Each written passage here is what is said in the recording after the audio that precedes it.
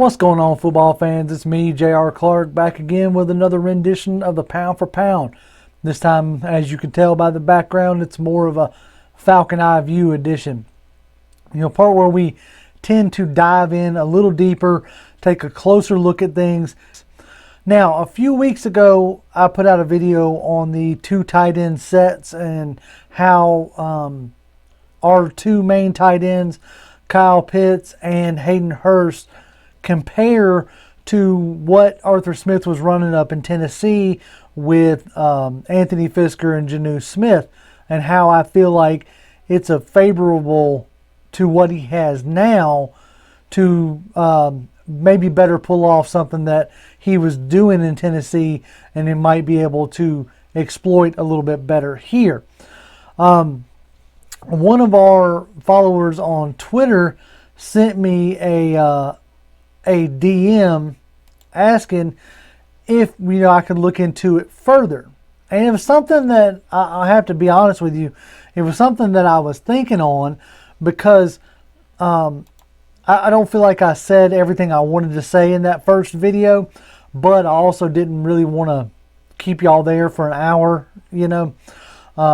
but with a further request to look into it deeper, I thought, okay, all right, fine, maybe some people were more interested than I initially had thought.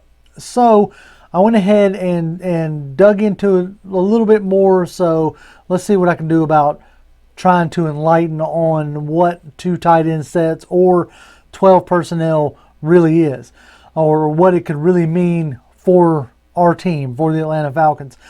As we all know, like a 12 personnel is one running back and two tight ends.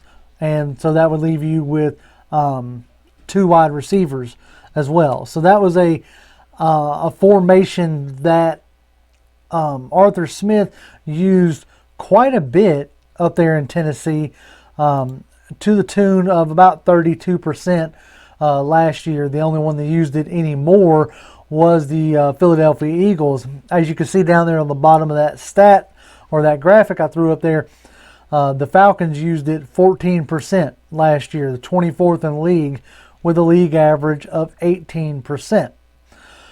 So you got to feel like with Arthur Smith now in the fold that is something that's going to go up, which is why it has been a focus or a main talking point for creators like myself or any other talking heads on NFL Network or even on the radio shows.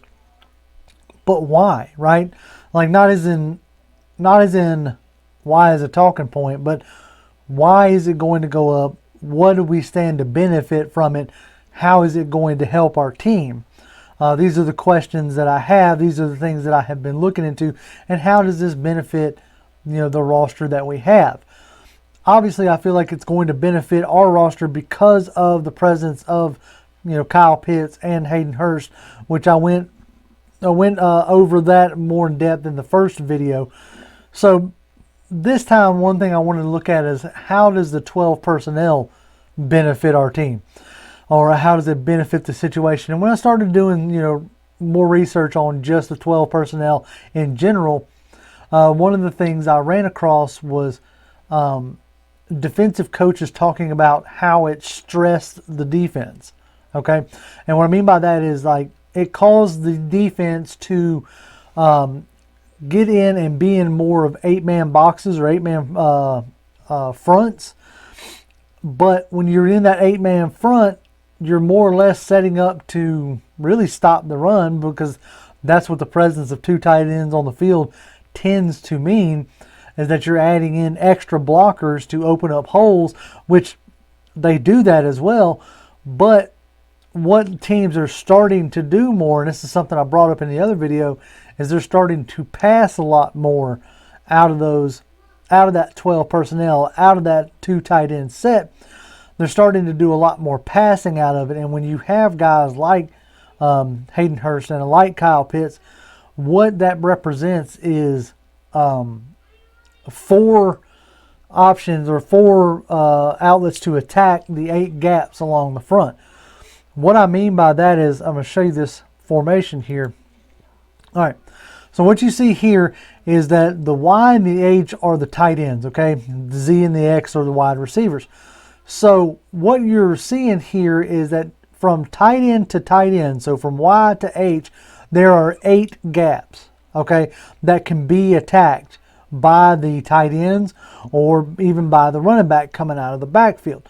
So what the presence of the 2 tight ends is causing is it's causing the defense to have to, like, you know, squeeze in to account for all 8 of those gaps. And by doing that, that is when you account the 8 gaps that they're coming. Hold on 1 second. All right, now we're looking at the tight end passing tree, okay?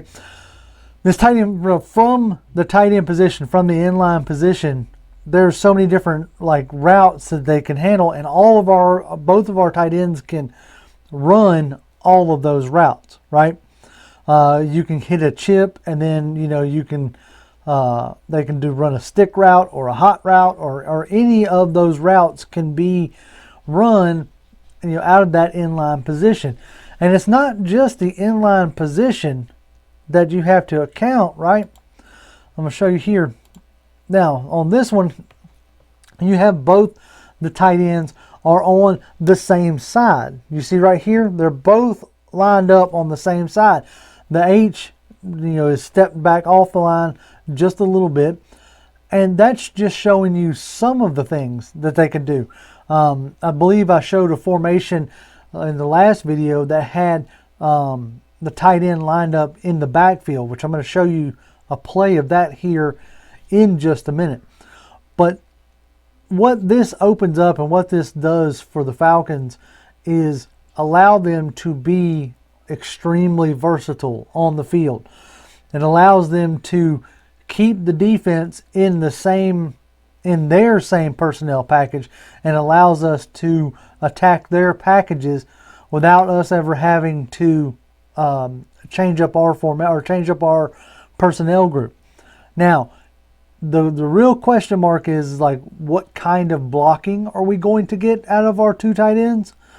That remains to be seen from Kyle Pitts in the pro level.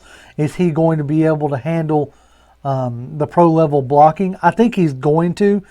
He shows to be a willing blocker, and that's like the hardest part right there. It's something that he showed to get better at his time in Florida, especially last year. And I think this is something that Hayden Hurst doesn't necessarily get a ton of credit for. I'm not saying that he is a beast of a blocker, but I do think that he can hold his own, and he also shows himself to be a willing blocker. So when you add, we're going to go back and look at that route tree here in just a second. Well, no, right now actually.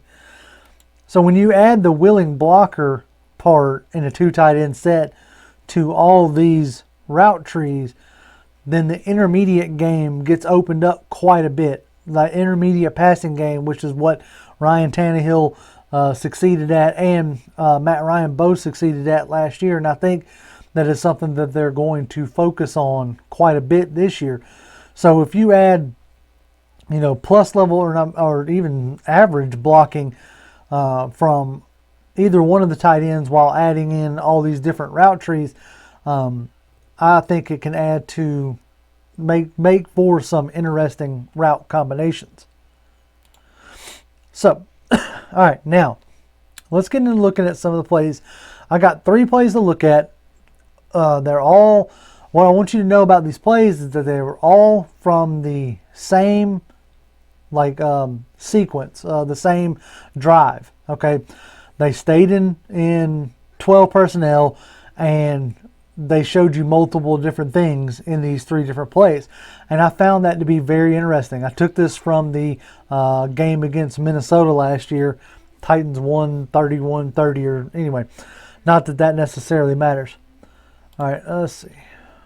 Okay, oop, not yet. Trying to get my controls set up. Sorry about that. All right, now let's try this. Okay, so pause this real quick. Back it up just a bit. All right, so here we start out. It's pretty simple. You got 3 wide receivers, tight end, and a running back. That's all we're looking at. What you would call a 2-by-3 formation. All right. So let's hit play on this and see what this 2-by. Now I want you to look at that formation now, because that's going to come back here in a second, right? I'm going to hit play. Here we go. Running back motions back into the backfield. Now, check that. The tight end come into the fullback position, okay? Now watch what the defense having to do. The defense is having to squish, all right? Watch the wide receivers as well. They're going to bring it in. Now this is all off of 12 personnel, mind you, all right? So he snaps the ball, tight end blocks, and intermediate route. So that is a perfect example of the flexibility that the 2 tight end set gives you. I'm going to run that play one more time, but this time in full speed. No stopping. Running back goes back. Tight end comes to block. That's Mecole Hardman, or Mecole Pruitt. If I'm not mistaken, Mecole Hardman. Listen to me. Mecole Pruitt, or Michael Pruitt. So he blocks, and then they find the soft spot in the defense. The wide receiver sits down. There's an instance where both tight ends blocked on that one, but because of the presence of the tight ends on the field, it's causing the defense to have to squish in. All right. Second play here. All right. All right. Pause here.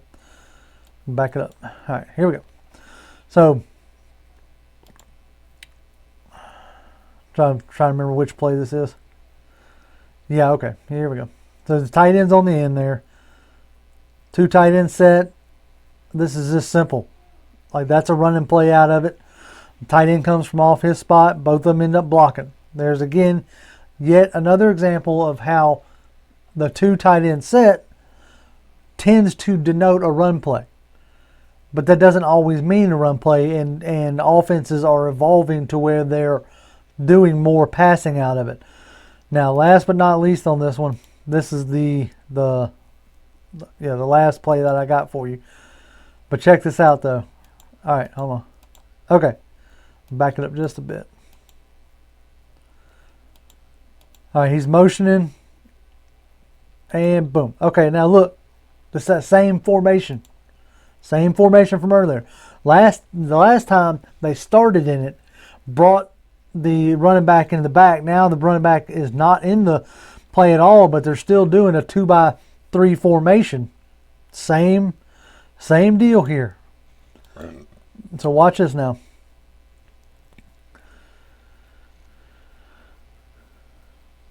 So now this time, instead of blocking, tight end squeaks out and catches a nice little out route.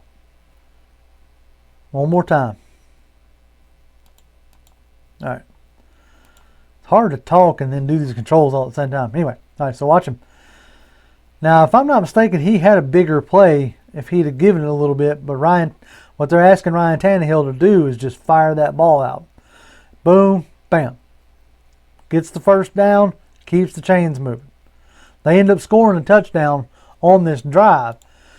But what I want to show you is that was 3 plays pretty much in a row where they took the 12 personnel and did a number of different things with it.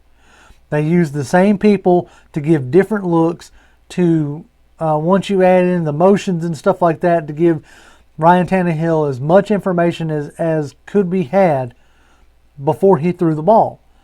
And these are the kind of things that I'm excited about as far as the Falcons goes. I know I've been talking a lot about like Hayden Hurst and Kyle Pitts, but you could also do the same thing with, Kyle Pitts and Lee Smith as far as like the blocking end of it goes. There's Ryan Bechter, I think, is another tight end that we don't know much about just yet. But I really feel like this is something that we can really build around. And if we have a decent amount of success at it, I feel like we could probably sign Hayden Hurst to a decent deal and keep it going for a few years to come. You add this with the route running capabilities of Calvin Ridley, and I believe this is something that we can really terrorize the league with for years to come. and it's something that has me pumped. And albeit, man, don't get me wrong, I could be flat out wrong. You know, we could try it and it just fall apart. But after looking at the productivity that Hayden Hurst had last year, and kind of, speculating on the type of productivity that Kyle Pitts could have, I really think that they would be foolish not to implement this more. And as Arthur Smith is already a head coach that uses this formation, or this personnel grouping as much as anybody else in the league, number 2 as of last year, and showed that he's willing to throw out of it more at a higher rate, I think it does nothing but spell success from this formation to come from the Falcons and Matt Ryan, considering Matt Ryan is really good at his timing route intermediate throws at intermediate level. I don't have the heat map where I would show you, but very good at intermediate throws down the middle of the field and to the sidelines, which is exactly what Arthur Smith was doing with Ryan Tannehill. So that's what I got for you today. I hope this kind of wraps up that 12 personnel. I finally kind of got off my chest what I was wanting to get off of it. I appreciate Charleston Nash for hitting me with that DM, spurring me to do this. No live show this week. We'll be back next week with a live show. Should have another video coming at the end of this week, maybe an Ask Jimbo. But man, I hope y'all had a great 4th of July.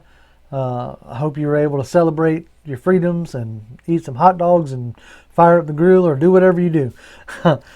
I myself am fixing to go catch some fireworks. So appreciate it. Catch us on Twitter. I'm at Grim1128. Catch us live streams on Wednesdays. If you want access to exclusive content, you can hit us up on Patreon.